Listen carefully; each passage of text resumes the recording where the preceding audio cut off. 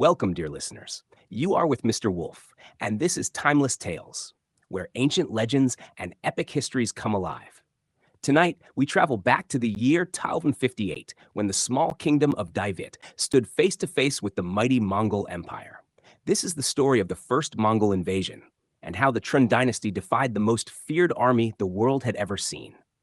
In 1225, Empress Li Qiuhong issued an edict to abdicate the throne in favor of her husband, Tran Ken, ending 216 years and 9 generations of the Li dynasty.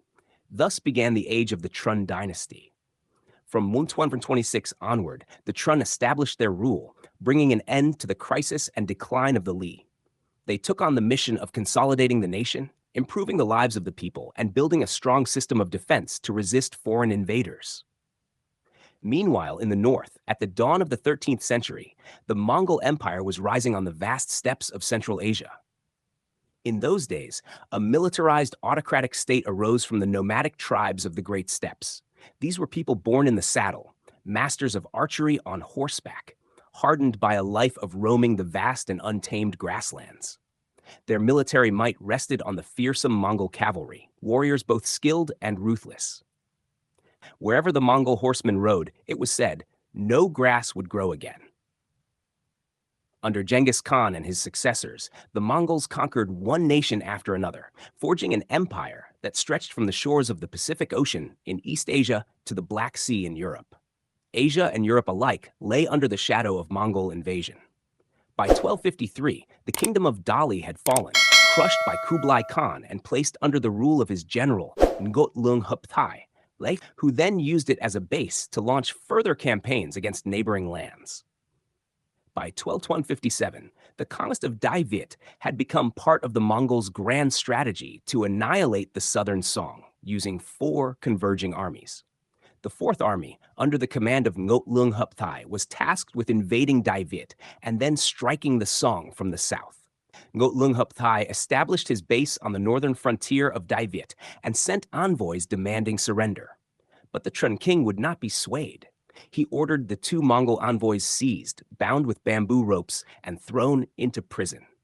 A royal edict was issued. The land and naval forces were to march to the borders under the command of the young general Tran Quoc-Tuan, and the entire nation was called to arms. Ngotlung Huptai advanced with some 30,000 Mongol cavalry and 20,000 troops from Dali, dividing them into 2 columns, one under his personal command, the other led by Trit Trit Do. As they pressed southward toward the Tao River in the Kinbuk region of Daiviet, Trit Trit Do acted as the vanguard, while A Ba Trut provided support in the rear. By December of 1257, the 2 Mongol columns had joined forces. At the year's end, the Mongol army marched into Binle Nguyen. There, King Tran Taitung himself led 20,000 imperial guards, and another 80,000 local levies gathered from the regions near the capital, preparing to confront the invaders head-on. On January 17, 1258, the Mongol army clashed with Daiviet's forces at Binle Nguyen, today's Bin Suin district, Vinphuc province. The Tran dynasty army deployed along the Tao River, with their war elephants forming a line at the vanguard to shield the infantry and cavalry behind. The naval forces were positioned along the Red River, ready to ensure a safe retreat in case of defeat. The Mongols divided into 3 divisions to cross the river. Trit Trit Do led the vanguard, Ngotlung Huptai commanded the main force in the center, while Huaido and Atrut held the rear. According to Ngotlung Huptai's battle plan, the vanguard was to cross at the lower stream, avoid immediate combat, and wait until the rear forces struck the Daiviet from behind before seizing their boats. Meanwhile, the main army would engage directly with the Tran forces. But the plan quickly fell apart. As soon as Trit Trit Do crossed the river and reached the bank, he charged straight at the Tran troops, forgetting his mission to capture the boats. The Mongol vanguard alone was soon entangled in the layered defenses of the Tran. In haste, Ngotlung Huptai rushed the main army across the river, turning the supposed assault force into mere reinforcements. Even the rear division, intended to cut off Daiviet's reinforcements, plunged into the battle. A fierce melee ensued. At first, the Tran army gained the upper hand, cutting down many Mongols. Their mighty war elephants surged forward in unison, shielding their comrades and pressing deep into the Mongol ranks.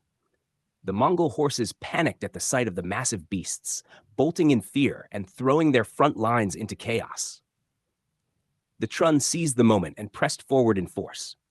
But Trut quickly ordered his cavalry to split into two wings, driving captured troops from Dali into the front as human shields to absorb the assault, while their archers fired volleys of arrows into the elephants' eyes. The beasts, maddened with pain, turned back in frenzy, trampling and shattering the Trun formations. At that moment, Emperor Trun Taitung personally spurred on his soldiers, fighting side by side with the steadfast General Lei Tun, whose expression never faltered. Yet the tide of battle turned against them. The Trun lines were pierced, their forces split into scattered groups and gradually overwhelmed. To preserve his army for future resistance, the emperor made the decision to abandon the battlefield and retreat. Meanwhile, Trit Trit Do pushed his troops toward the Daiviet fleet, seeking to capture the emperor. Just in time, the loyal general Pham Ku Trin, with a detachment of reinforcements, threw themselves into the fight, sacrificing their lives to block the Mongols. Thanks to their valor, the emperor and his retinue managed to board their boats in time. Mongol cavalry pursued along the riverbank, loosing volleys of arrows at the retreating fleet. Lei Tun shielded the emperor with wooden planks from the boat, protecting him from the deadly rain of arrows. The fleet then sailed downstream to Phu Lo, where they destroyed the bridge and established a defensive line on the southern bank of the Kalo River to halt the enemy advance. On January 18th, the very next day, the two sides clashed once again at Phu Lo, facing each other across the Kalo River in battle formation. The Mongols sought to cross the river and break through the lines, but not knowing its depths, they tested it by shooting arrows into the water. Wherever the arrows sank and did not float back up, they knew the water was shallow, and there they sent their cavalry across. Once again at a disadvantage, the Trun forces deliberately withdrew. Emperor Trun Taitung and his army were compelled to retreat toward Thanglang. Faced with the overwhelming power of the enemy, the Trun court carried out the strategy of empty garden and empty house to preserve their strength. The royal court and the army withdrew to the Thien Mac River region, while the people of Thanglang hid their food supplies and evacuated the capital into the countryside. When Emperor Trun Taitung pulled his troops back to Thien Mac, he boarded a small boat to consult his younger brother, Grand Commandant Trun Nhut Hill, on strategies to defend the nation. Nhut Hill, too weak to stand, leaned against the side of the boat, dipped his finger into the water, and traced the two characters Nup Tung, meaning the court should flee and seek refuge in the southern Song. Taitung then asked about the situation of Nhut Hill's own troops, but Nhut Hill admitted he could no longer summon them. The emperor then rode to consult Grand Chancellor Trun Thu Do. Upon hearing his sovereign's worries, Trun Thu Do resolutely declared, "As long as this head of mine has not fallen to the ground, your majesty must not concern yourself with anything else." Meanwhile, failing to capture the Trun command, Ngot Lung Hup Tai grew furious. Chit Chit Do, having disobeyed orders and allowed the Trun emperor to escape, took poison and killed himself. Though the Mongols managed to seize Thanglang, they failed to achieve their true objective of subjugation. They had hoped the flat terrain of Thanglang would allow them to crush the Trun army in a decisive battle, just as they had done with other nations. But instead, they found only an empty city, deserted of people. There, they were confronted not with battle, but with hunger, heat, disease, and fatigue. Their raids for food in surrounding areas yielded little, and their plundering detachments were often ambushed and attacked. As a result, the Mongols dared not remain inside Thanglang, but gathered instead at Dongbo-do, hemmed in by the Trun's scattered but relentless strikes. After a long campaign, the invaders' strength was drained, their soldiers weary, and morale collapsed. This was the moment the Trun had awaited, the chance to launch a counteroffensive. The Trun army split into two forces. One moved swiftly by land, while the main force advanced by water, launching a surprise amphibious assault from Huangjiang, led personally by Emperor Trun Taitung and the Crown Prince Trun Tantung. On the night of January 28, 1258, Although the main Tran army under the emperor had not yet arrived, General Tran Khandu seized the favorable opportunity and immediately ordered a surprise attack on the enemy camp. The Mongols, believing that the Tran forces were exhausted after their earlier defeat, were overconfident. When ambushed, they were caught off guard and suffered a crushing loss. After being smashed at Dongbotdo, the Mongols could no longer hold Tanglong. They fled in disorder, retreating straight back toward Yunnan. Just as when they had first advanced, the Mongol forces withdrew along the left bank of the Tao River, but this time on land routes. Their retreat was so hasty that even Emperor Tran could not mobilize forces in time to block them. However, when they reached Quihua, modern-day Laokai and Yinbai, the Mongols were fiercely ambushed by Ha Bung, a local Tay chieftain. Among his men were Thai refugees from Dali who had fled into Daiviet after their kingdom had been annihilated by the Mongols. Burning with vengeance, they fought with extraordinary ferocity, throwing the Mongol army into great confusion.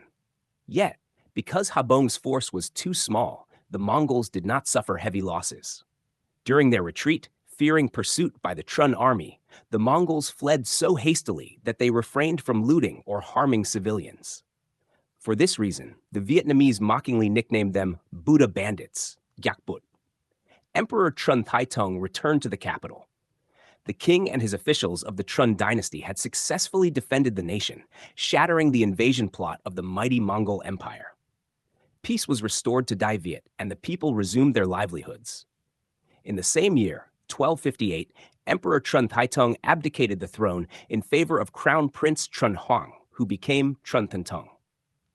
Under his reign, the country enjoyed nearly 2 decades of peace, until the Mongols would once again return to invade Daiviet.